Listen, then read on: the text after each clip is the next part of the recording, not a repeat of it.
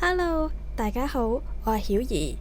喺大家嘅心目中，夏天最直接、最慳電嘅消暑方法係咩呢？相信10個有9個都會答我係開風扇。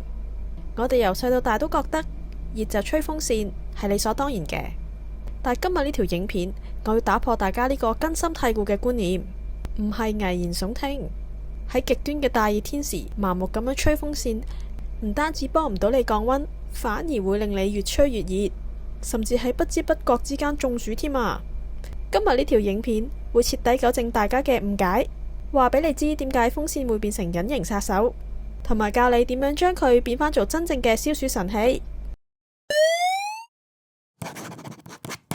Paper Hill。首先我哋分析下個成因先，點解風扇會變成烘乾機呢？要糾正誤解，我哋先要明白風扇運作嘅科學原理。其實有3個幕後黑手會將你嗰把風扇由救星變成災難。第一個黑手係室溫高過你嘅體溫，會形成熱傳導效應。大家要搞清楚，風扇本身係唔會製造冷氣嘅，佢純粹係一個空氣搬運工。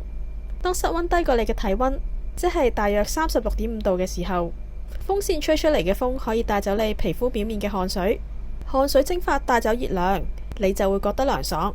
但係如果室溫達到35、36度以上，室內空氣嘅溫度已經高過你嘅體溫，呢個時候你開風扇，佢就會變成一道傳熱帶，源源不絕咁樣將熱空氣向你嘅身上面吹。喺物理學上面，呢個叫做對流熱傳導。簡單嚟講，你成個人就好似被放咗入一部開動之中嘅氣炸鍋一樣，越吹越乾，越吹越熱啊！第二個黑手，摩打發熱，雪上加霜啊！風扇開得太耐，個摩打就會行到發熱。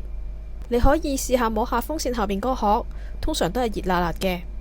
風扇扇葉喺轉動嘅時候，會將摩擦產生嘅熱量一齊吹埋出嚟，結果你就好似吹緊一部微型嘅風筒咁樣，不斷幫室內加溫。第3，閂晒啲門窗，令到濕度爆表啊！好多人吹風扇嘅時候中意閂埋啲門窗，以為咁樣可以擋住外面嘅熱空氣。錯晒！如果間房密不透風嘅話，你流出嚟嘅汗就會令到室內嘅濕度越嚟越高。當空氣之中嘅水分飽和咗，你身體嘅汗水就會蒸發唔到。如果汗水蒸發唔到，身體就散唔到熱，核心溫度會不斷上升。呢個就係開住風扇都會中暑嘅真正原因啦。跟住我哋再講講千祈唔好做嘅錯誤示範。既然知道吹風扇有機會中暑，以下呢2個常見嘅錯誤動作，大家一定要即刻戒咗佢。錯誤1就係將風扇開到最大，死吹爛吹。有啲人覺得熱就將風扇開到最大，仲要定格咁樣吹住自己，咁樣只會令你皮膚表面嘅水分迅速流失，導致脫水。當你覺得口乾、頭痛，其實已經係輕微中暑嘅症狀嚟噶啦。錯誤2，以為出咗汗就冇事。有啲人覺得吹風扇吹到出晒汗就代表排毒散熱啦，錯。喺高溫嘅密閉空間裏邊，出咗汗但係吹唔乾，代表散熱嘅機制已經失效，呢個時候係最危險噶。咁究竟我哋需要點做呢？而家就講講正確嘅降溫神級操作啦。既然風扇有呢個致命盲點，我哋點樣可以糾正呢個情況，令風扇發揮佢真正嘅威力呢？以下有幾個方法，既實用、慳電，而且即時見效。方法1，製造對流。開風扇一定要開窗啊！如果屋企冇冷氣，開風扇嘅第一件事就係要打開隻窗，而且要開晒2隻窗，形成空氣對流。進階嘅玩法呢，就係將風扇吹向窗外面。你冇聽錯，係向外面吹，咁樣可以將屋裏邊嘅熱空氣抽出去，外面比較涼嘅空氣自然會喺另外一隻窗吸入嚟。呢個叫做負壓散熱法。方法2，可以利用冰塊、濕毛巾輔助自製土炮冷氣。既然風扇只係搬運空氣，咁我哋就人為降低空氣嘅溫度啦。可以準備2個膠樽嘅樽裝水，擺入雪櫃雪成冰塊，將冰凍嘅膠樽擺喺風扇後邊，形成吸風處。當風扇吸入空氣嘅時候，經過冰塊冷卻，吹出嚟嘅風就會變成好舒服嘅涼風啦。如果嫌麻煩，喺風扇前網罩前面撒一條唔滴水嘅濕毛巾，都會有類似嘅蒸發降溫效果。方法3：冷氣加風扇做成黃金拍檔。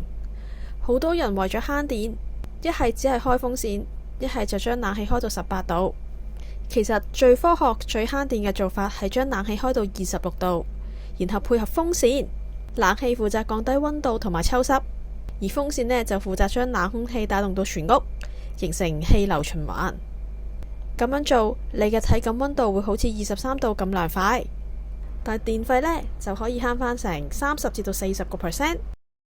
各位朋友，睇完今日呢條影片，希望大家唔好再盲目咁樣相信熱就死吹風扇呢個傳統觀念。風扇係一個好好嘅工具，但係前提我哋要識得運用科學嘅方法。記住，一定要通風，善用冰塊或者配搭冷氣運用，咁樣我哋就可以聰明咁樣避開中暑嘅危機，將熱風機重新變返真正嘅消暑神器。